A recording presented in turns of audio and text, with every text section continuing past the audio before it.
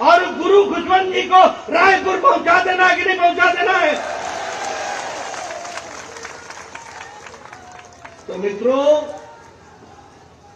अब आप बताओ, आप बताओ, इतने घोटाले मैंने बता दिए। यहाँ का भी मंत्री बघेल का छोटा रूप है कि नहीं है? छोटा रूप है कि नहीं है? तो बघेल को बैठाना है तो इसको भी बैठाना है कि नहीं? अब देखो धोखा कैसे दिया। पहले घपला किया और उसके बाद क्या बोला था कि बिजली का बिल हम आधा करेंगे, हाफ बोला था कि नहीं बोला था? हो गया। तो मित्रों, अब आप बताओ, आप बताओ, इतने घोटाले मैंने बता दिए। यहाँ का भी मंत्री बघेल का छोटा रूप है कि नहीं है? छोटा रूप है कि नहीं है? तो बघेल को बैठाना है तो इसको भी बैठाना है कि नहीं? अब देखो धोखा कैसे दिया। पहले घपला किया और उसके बाद क्या बोला था कि बिजली का बिल हम आधा करेंगे, हाफ बोला था कि नहीं बोला था? हो गया, हुआ। अब 17 तारीख को आप इसको पूरा आधा कर देना। आप बताइए, नौजवानों को बोला था कि नहीं बोला था कि हम बेरोजगारी भत्ता देंगे? बोला था कि नहीं बोला था? मिला। अब 17 तारीख को क्या करोगे बताओ? क्या करोगे? उसको घर में बैठाने का इंतजाम करो और गुरु खुशवंत सिंह जी को रायपुर पहुंचाने का इंतजाम करो। आप बताइए, आजकल बोल रहे हैं महिलाओं को हम 15,000 देंगे। पहले क्या बोला था कि हम 500 रुपए देंगे? बोला था कि नहीं बोला था? बोला था कि नहीं बोला था? मिल गया 500 रुपया। जो 500 नहीं दे सका वो 15,000 क्या देगा?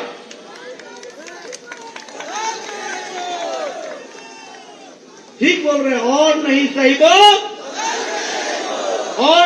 बोल। अच्छा, ये बात बताओ, मोदी जी के राज में देश तरक्की कर रहा है कि नहीं कर रहा है? आगे बढ़ रहा है कि नहीं बढ़ रहा है? आप बताओ, दुनिया का 5वें नंबर की अर्थव्यवस्था हो गई कि नहीं हो गई? आप बताइए, इस्पात में दूसरे नंबर का देश हो गया कि नहीं हो गया? और सन 24 में फिर से मोदी जी को जिताओगे और भारत 2027 तक तीसरे नंबर की अर्थव्यवस्था बन जाएगी, ये भी याद रखना। आप बताइए, दवाई में, पेट्रोकेमिकल दवाई में, अब इन्होंने कहा जय जय श्री राम, वो भी सुना देते हैं। ये कांग्रेसी जितने हैं ना, ये सब रूप बदलते हैं, रूप समय समय पर रूप बदलते हैं। आजकल इनको राम से बड़ा प्यार हो गया है, बड़ा प्यार हो गया है राम से। और कुछ लोग तो जनेऊधारी हो गए। आई मालूम नहीं कि जनेऊ हिया से पहना जाए कि हिया से पहना जाए, ये मालूम ही नहीं है कि जनेऊ ऐसे पहना जाता है या ऐसे पहना जाता है। आज जनेऊधारी हो गए। और ये कौन लोग हैं जो कहते थे कि वाल्मीकि रामायण में राम काल्पनिक है? कोर्ट में एफिडेविट दिया है कांग्रेस पार्टी ने, यूपीए ने, राम काल्पनिक है, इसका कोई वैज्ञानिक आधार नहीं है, राम का कोई ऐतिहासिक आधार नहीं है। और आजकल द्वारे द्वारे मंदिर फिर रहे हैं राम के कारण, इसलिए कि ये देश राम भक्त है और उनको समझ में आ गया है कि वोट खातिर राम का नाम लेना पड़ेगा, इसको समझना पड़ेगा। और ये नए राम भक्त बने हैं, इनको मालूम ही नहीं है कि राम का वनवास 14 बरस का था तो 13 बरस बोल बैठते। नया जब राम भक्ति होती है तो ज्ञान कम होता है, क्या करें।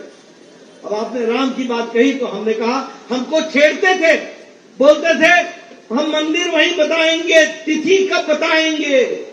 अब हम उनको बोलते हैं कि मंदिर वहीं बनाएंगे, 22 तारीख को आप भी आएंगे।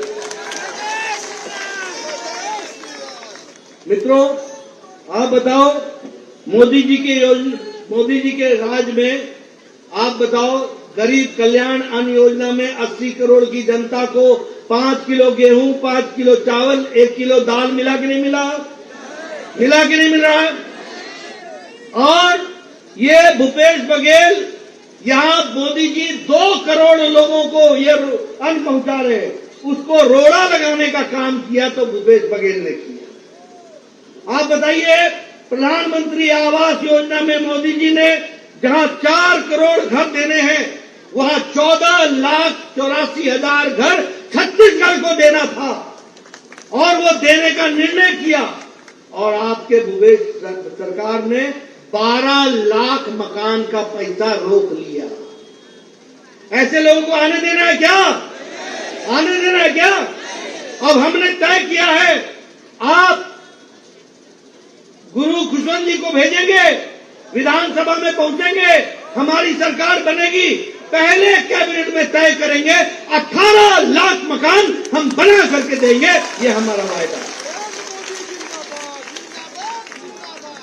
आप बताइए, उज्ज्वला योजना में गैस का सिलेंडर यहां 35 लाख बहनों को मिला कि नहीं मिला? और 300 रुपए का सिलेंडर में छूट मिला कि नहीं मिला? तो आवास योजना, गरीब कल्याण अन्न योजना, उज्ज्वला योजना, उजाला योजना, आयुष्मान भारत, अब हम लोगों ने तय किया है, मोदी जी ने आयुष्मान भारत में भारत के कम से कम 50 करोड़ लोगों को 5 लाख रुपए का गंभीर बीमारी से लड़ने के इलाज के लिए पैसा देने का इंतजाम किया। और जाने कुछ ज्यादा दे देंगे, मगर भूपेश काका जिनकी खुद की कुछ गारंटी न हो, इसकी गारंटी को भला कौन मानेगा? मानेगा क्या? जोर से बोलो, मानेगा क्या? भारतीय जनता पार्टी का घोषणा पत्र का एक एक